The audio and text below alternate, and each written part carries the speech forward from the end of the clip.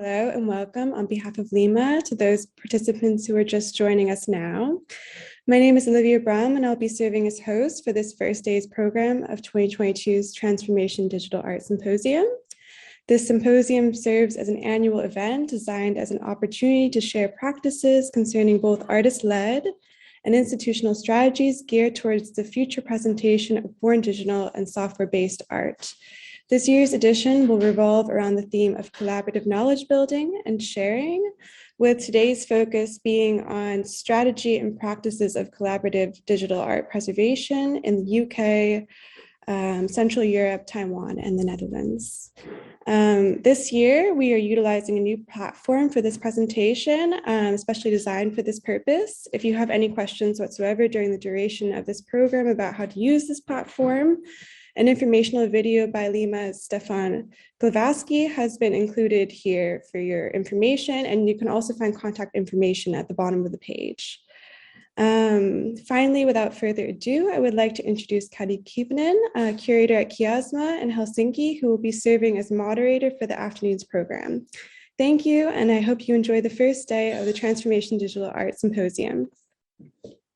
Thank you, Olivia, for your kind words, and a very warm welcome on my behalf also to everybody for this afternoon session's participants.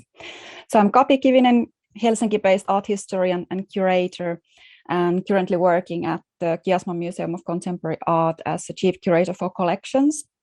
We have one of the largest collections of media art in the northern parts of Europe, and thus the topics discussed today here in the symposium are of key interest to us as well.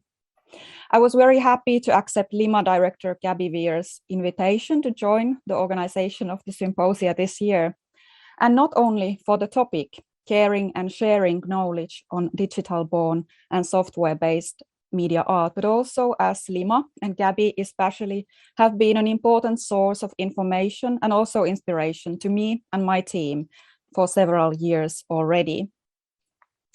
And as this year's edition of the symposia revolves around the theme of collaborative knowledge building and sharing, and in this afternoon session, we'll take a look into different ways of working together and sharing knowledge.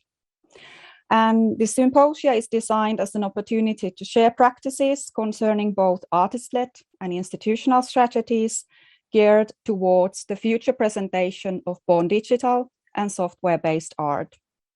By bringing together professionals of various strands together in this session, and also in the program of the following day, Lima hopes to facilitate an encounter that will allow for critical reflection on the politics, architectures, processes, and networks within and beyond the art institutions. We will now start the afternoon session with an artist presentation by artist Bas van Kolwijk. Bas van Kolwijk is a video artist and audio artist based in the Netherlands. Since 1998, he has been experimenting with video technology. In his media artworks, he has taken the formalistic approach from his painting background into video.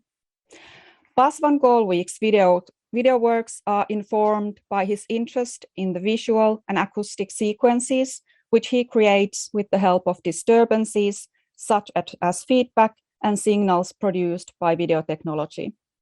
By transforming the video into numeric code, he aims to produce a visual and acoustic sequence in which sounds and images interact vigorously. Today, Bas will present to us his work TST from 2000. The work, which presents a series of abstract video compositions, is based on digitally remodeled video disturbances. TST is one of the abstract video pieces which was selected to the Digital Canon research project launched by Lima in 2017. The aim of the research project was to take TST as a case study and through artist interview and examination of artist's technical approach to craft understanding on the artist's motivation behind the work.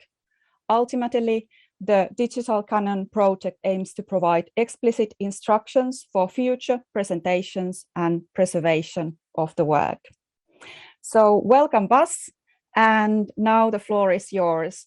we'll hear your presentation, and after that, we'll have some time for questions for you, both from my side, but also from the audience.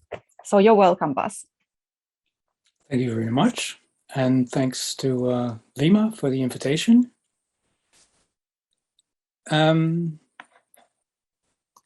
Right. Well, that was quite an introduction.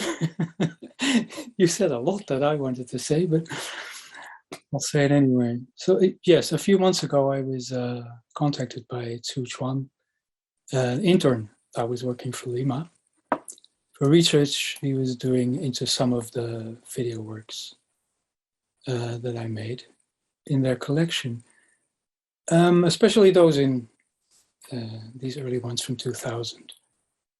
And he was very thorough in his questioning. He did a very good job. And that made me look through old files and videos that I hadn't seen for a long time. And it forced me to articulate the genesis of the work, how these things came about.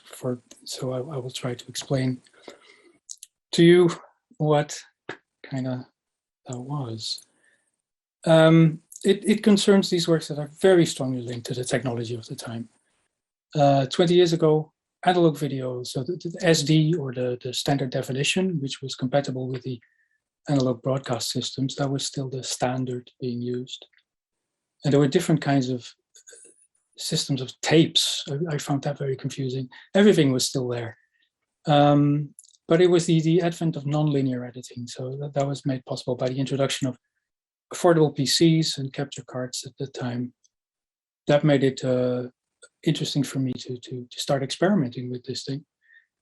And for video, it was definitely a transition period between analog and digital. And these works have both of that. They have all the hallmarks of that period, I think.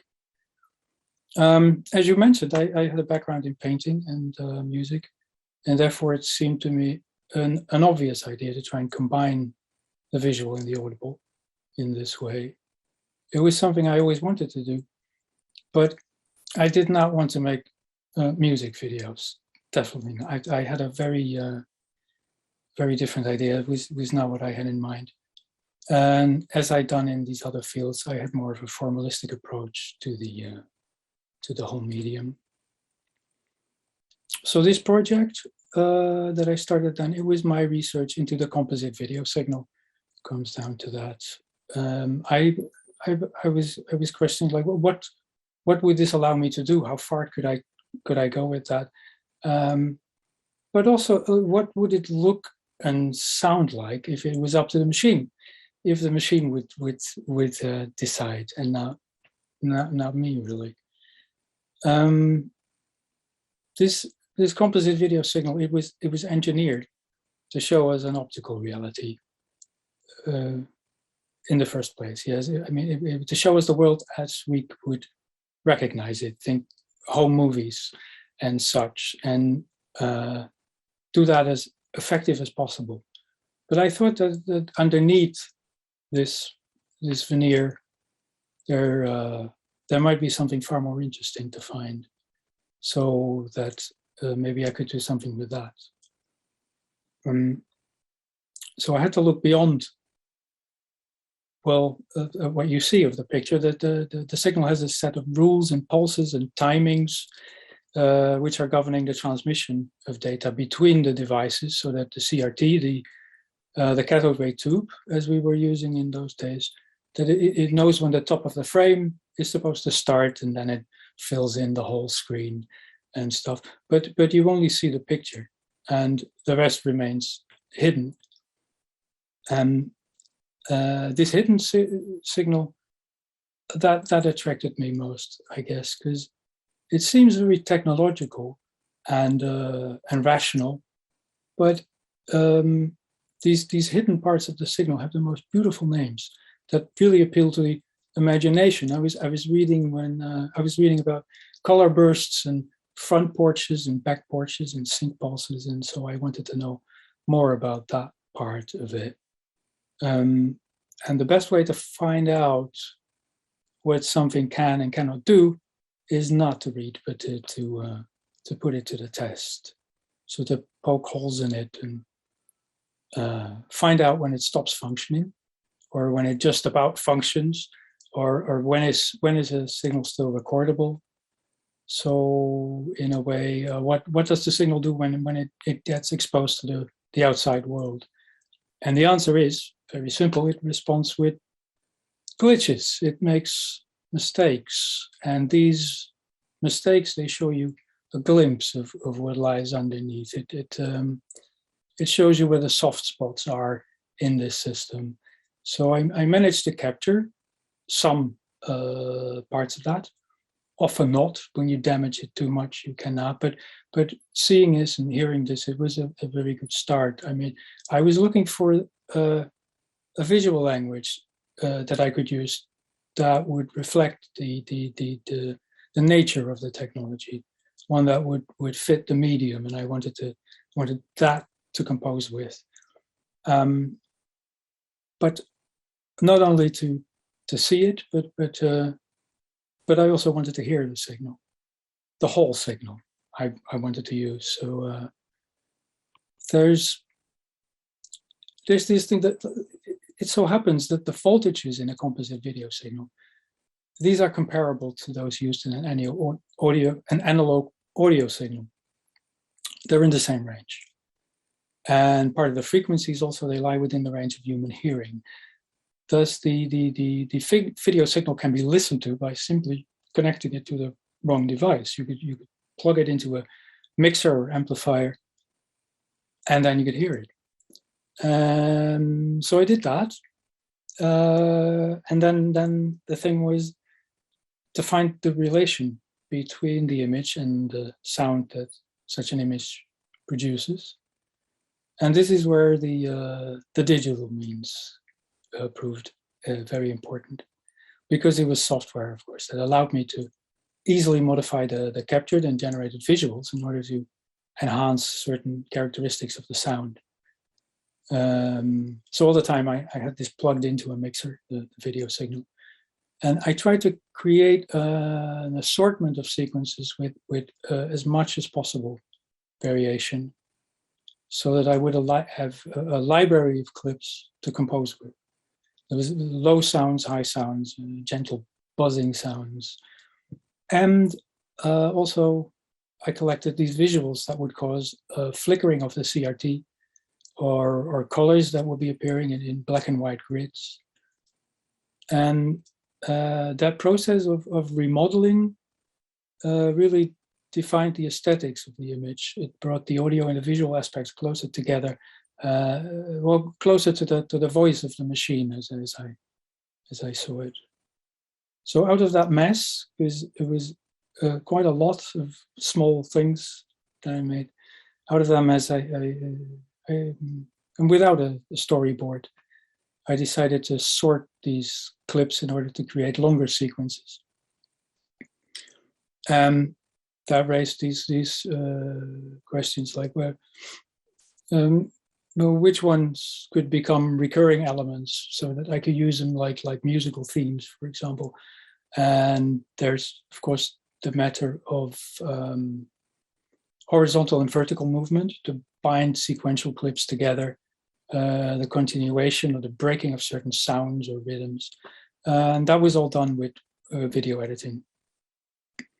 Now, although the manipulation and the editing were done digitally, it was still an analog composite PAL video signal as an output. That's the way these things worked on the capture cards then too. So all the while, the reverence I had for the visuals was a cathode ray tube, which means that the interlaced signal became really an essential part of the work.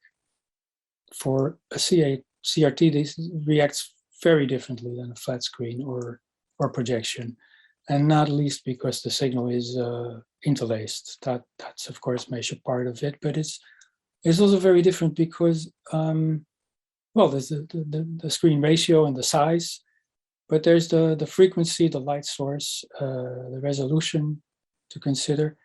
And looking into a tube is also a very different experience. It also takes, something happening upstairs. You also have to take into account that the presence of this bulky glass device in a room. It's even emanating a magnetic field when it's on. So it's very present. It's indeed a three-dimensional object instead of this two-dimensional surface like a flat screen or a projection. I think that is a very, it's indeed a very different experience.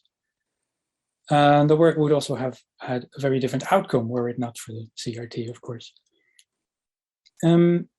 So that presents me with a complication for the presentation of the work, as one can only perceive it as intended when viewed, of course, in these with this CRT, with this old equipment. And I tried different things in the past, of course, but I always found it somewhat disappointing having it on a projector or something. And I tried emulating also some of these effects, but with that it just doesn't work. It's only on the CRT that it makes sense really to see these things. But I'm going to show some anyway via this means, so you're warned that this is not okay. It's different, right? It's different.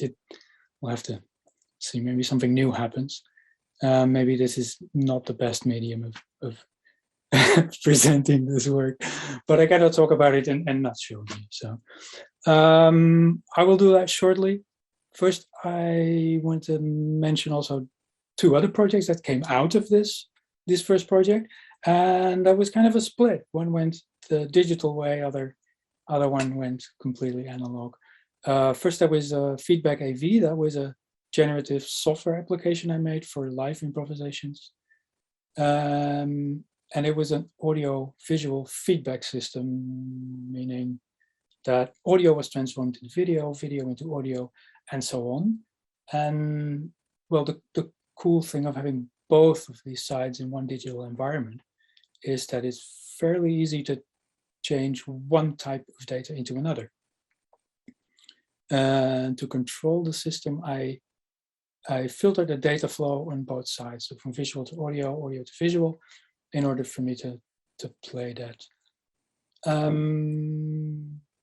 This earlier work, these findings in these TST videos, that was really a starting point for that. But I did not.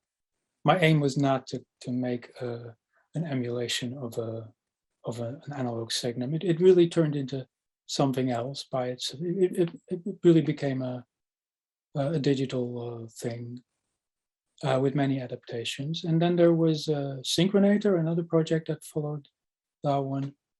And that is fully analog. I wanted to get more out of this analog video. So I needed some device that would overcome the difficulties with the damaged sync pulse, etc.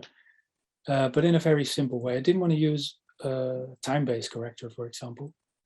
And upon discussing this with Gert-Jan Prins, a colleague of mine, we decided to do just that. And then we received an invitation for a residency at Impact, and that was in 2006. And then we made the Synchronator project.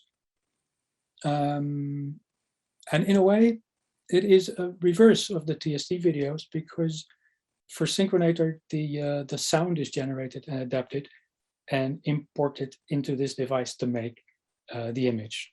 It inserts the sound. The device inserts the sound directly into an empty composite video signal, as if it is visual information. So yeah, I think I'll just play these early videos, and I hope that explains a lot more about this. Now let's see, where do I do that?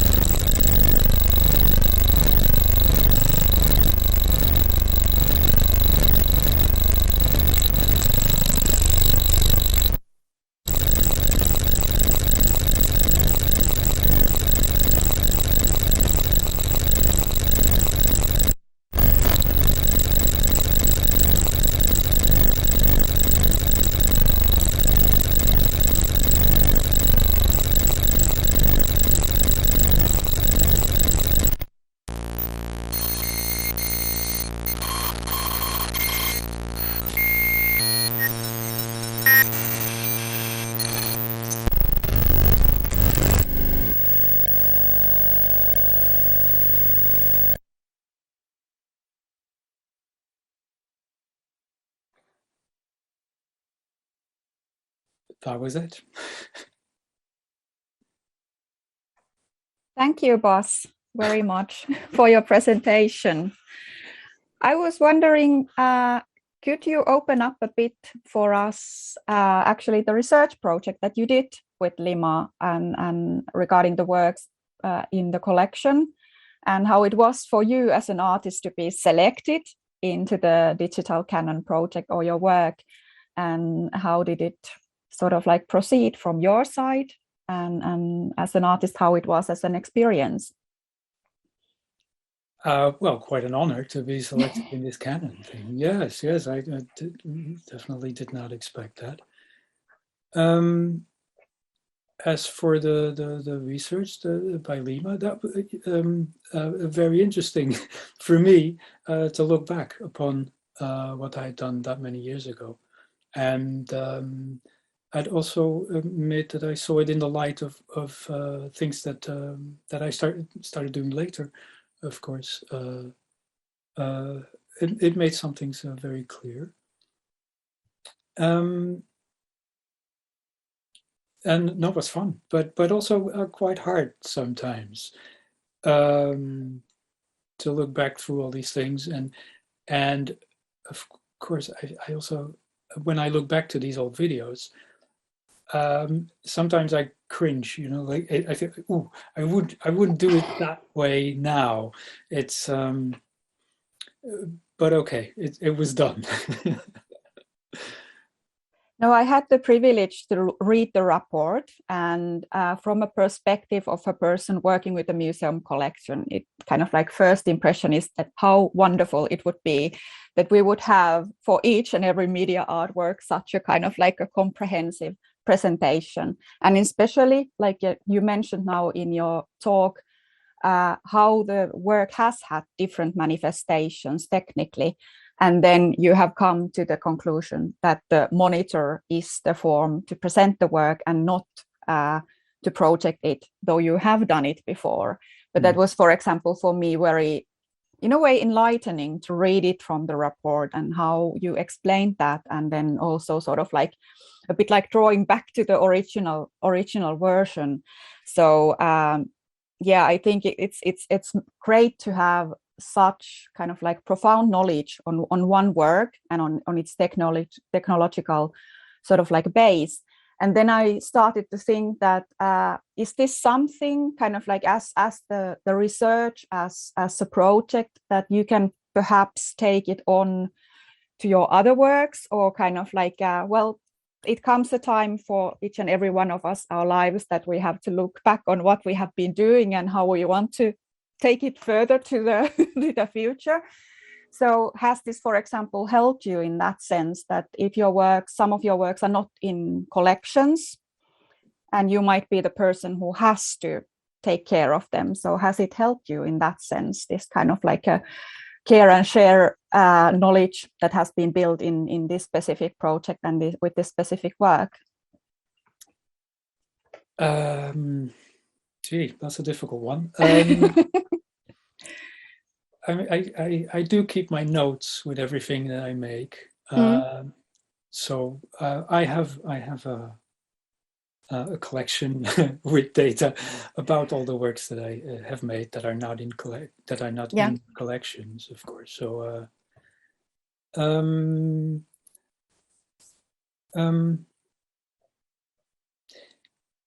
yeah, I think it emphasizes the fact that it is an important part of the work to keep that data with it, and maybe it forces me to be even more precise with that in the future. Yes, but so far I haven't really thought about it very hard. Yeah. I prefer making things instead of all the time thinking of keeping the books, so to speak. Of course, that is how it should be, so that the artists have the freedom to do and explore, and especially now with all possible new technical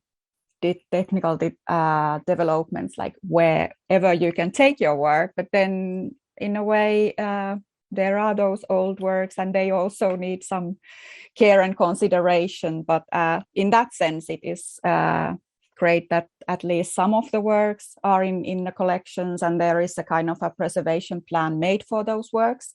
And perhaps then it can be also an information that can be then later on shared with some other party if they wish to recover something, for example, in a later point. Oh no, yeah, no, I want to add, like, especially for these works, it's very important to know the background to when you see them. Absolutely, I agree with that. So it's a really good thing. Yeah. And was there something specific in the process that you feel yourself that you learned when working with the Lima team and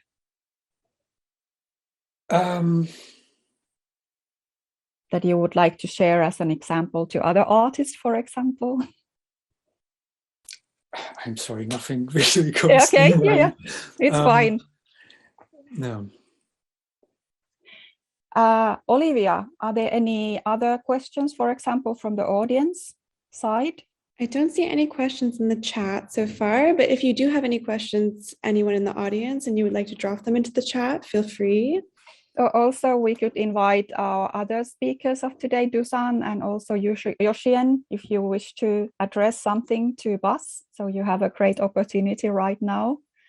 But it was a treat, despite the different digital platform to see also 3 of the works today. But also it's nice that some of them are also on show in Limas, the ones in your collection on the website. So if somebody wants to do further research, so that is also possible there. Yes, they can be viewed, I think, in the Lima collection. Some of them, yes, yeah. There are a lot of videos online from this Synchronator project I mentioned, which can be found at synchronator.com and on Vimeo. So, yeah. Looks like we have a question from Martijn. Yes. He's asking where he can find the outcome of the research that you did, Bas. The outcome of the research that I did? Yeah, or the research you did with Lima, I guess. It doesn't clarify. Oh. Is it something, Olivia, that is it publicly shared by Lima or? I don't think not yet. I wasn't involved in the research project, but I don't think that it is accessible yet. Yeah. Correct me if I'm wrong, Bas. I don't know. It is a question for Lima, I think. But it is a great example, I think, and also kind of like just how in this process they pose the interview of the artist is one of the key, basically, parts of the process. But then through the interview, how you intertwine specific areas where you discuss not only the technical background, but then also the presentation, and then through there try to draw the lines towards the possible ways of preservation of the work, and then how in this process you were able to sort of like bring it even more tighter package in the end, in a way that certain earlier manifestations that already also existed in Lima collection, that they were sort of like disregarded for the future, that you prefer to stay with the monitor version of the versions, and that the projected versions are then not anymore to be presented in the future. So that is also kind of like important information when the work, in a way, and its manifestations, they develop in the artist's mind. And then if a collection, for example, has several different, that comes these moments that you come up with the people holding a piece in a collection, and then you can sort of like correct the situation, like how you wish it to be manifested in the future.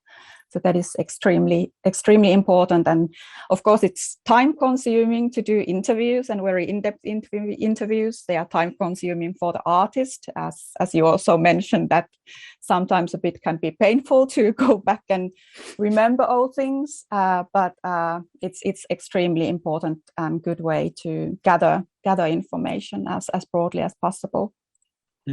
Yes, indeed. Yeah, that point about the CRT being used now, that was, I think, the most important outcome for me of this process. Yes. Yeah. But thank you so much, Bas.